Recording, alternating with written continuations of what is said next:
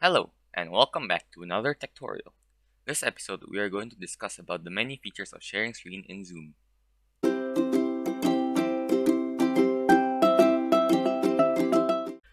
During a meeting, sharing screen can be used to explain things which can be difficult to be explained by words, so a visual representation would be more effective.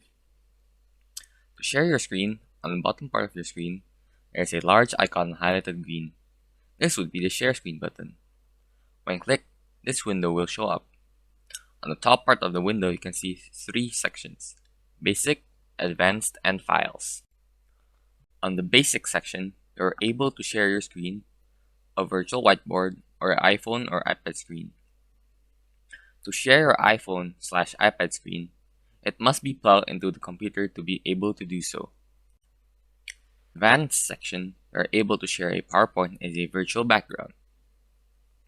This will show your PowerPoint as a virtual background, and if your face is detected on the camera, your face will appear in the PowerPoint.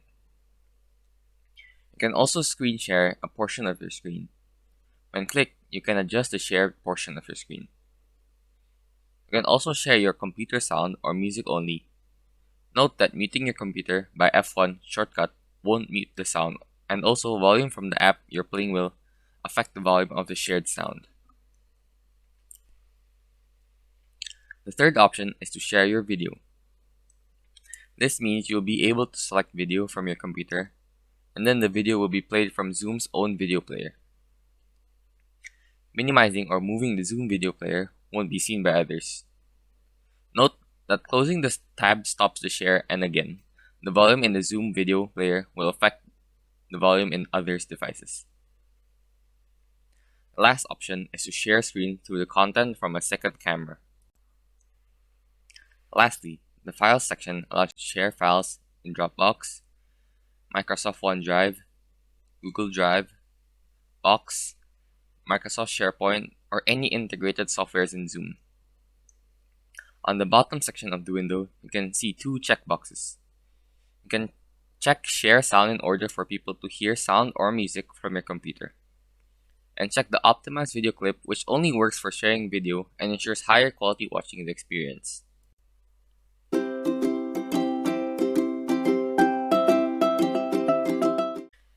If you're the host or co-host, there are other options you can enable or disable for share screen.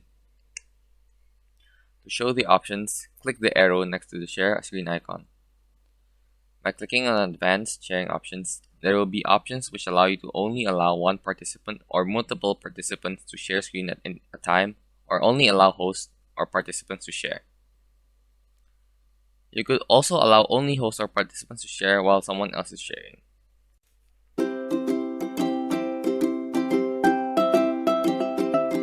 When sharing your screen, floating meeting controls can be seen on the bottom.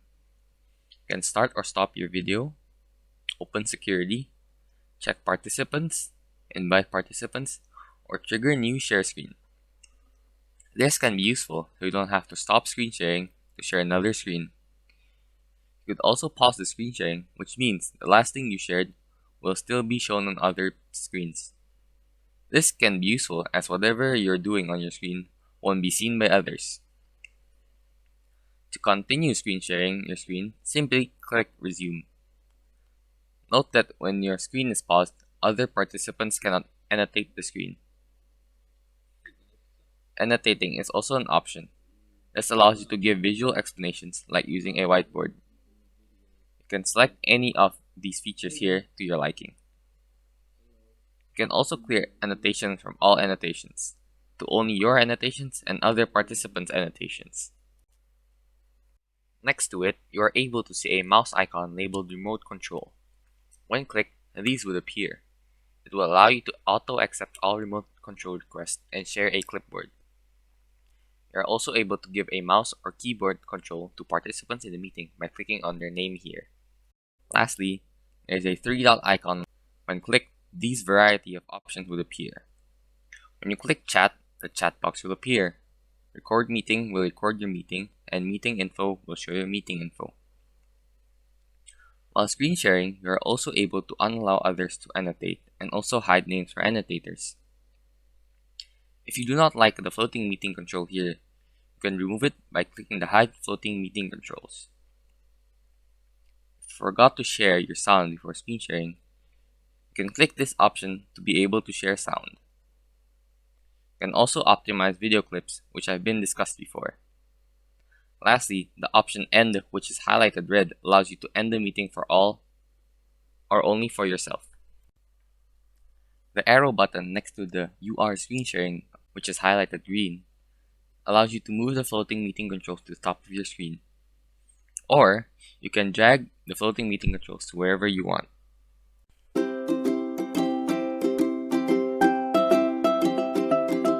When someone else is sharing their screen, Zoom will show who is sharing their screen. On the top, there will be a bar which says View Options. When clicked, these options will show up. You're able to change the zoom ratio, request remote control, which means you are able to control everything in the participant screen from the cursor and to what you type. You are also able to annotate, which gives you the feature to draw over the participant screen. You can also clear all your annotations by clicking Clear. You are also able to select whose screen to see if multiple screen shares are allowed. Side-by-side mode shows the participant's video besides the shared screen, and you're also able to adjust the size between the other's video and shared screen. If you are the host or co-host, you are able to stop the participant's screen share by clicking this option highlighted red. Thank you for watching. Hope you learn new features from this tutorial. Stay tuned for next tutorial about Zoom, and leave a like, subscribe, and turn on that notif bell. See you next time.